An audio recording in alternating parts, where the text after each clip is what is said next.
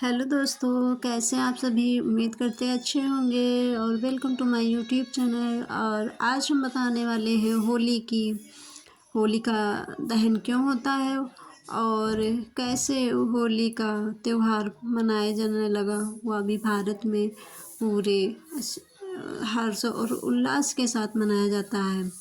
होलिका के इस आज का यह कहानी हम बताने वाले हैं कि होली का त्यौहार क्यों और कैसे मनाई जाती है। होली के पर्व के साथ ही जुड़ी है होलिका की ये कहानी, या कहें कि होलिका की वजह से ही रंग गुलाल के इस पर्व का नाम होली पड़ा, तो यह कहना गलत नहीं होगा।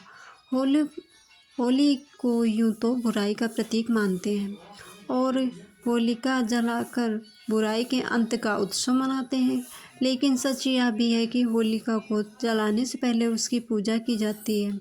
होलिका अगर वास्तव में बुराई की प्रतीक होती तो उसकी पूजा नहीं की जाती। हिमाचल के लोक कथाओं में होलिका की वह कहानी मिलती है जिसे जानकर आप हैरान रह जाएंगे और कहेंगे होली बुराई की प्रतीक नहीं बल्कि प्रेम की देवी थी, जिसने प्यार की खातिर अपने जीवन का बलिदान दे दिया। ये जाने होलिका की वह अनजानी अनसुनी कहानी, जो कि इस तरह से है।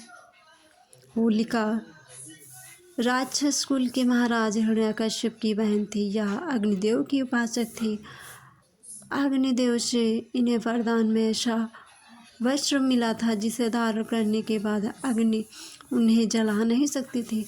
बस इसी बात के चलते हिरण्यकश्यप ने उन्हें यह आदेश दिया कि वह उनके पुत्र प्रहलाद यानी कि होलिका के भतीजे को लेकर हवन कुंड में बैठे।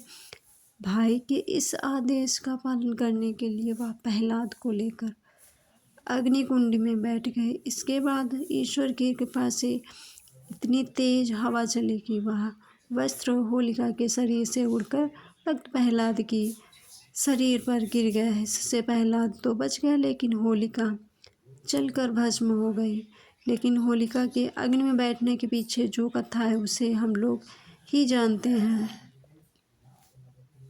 कथा के अनुसार होलिका इलोजी नाम के राजकुमार से प्रेम करती थी। इन दोनों ने विवाह की योजना भी बना ली थी।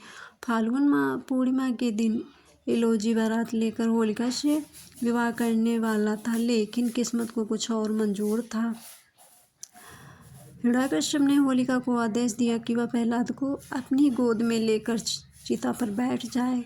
अग्निदेव के वरदान के कारण में कुछ नहीं होगा, लेकिन प्रहलाद जल जाएगा।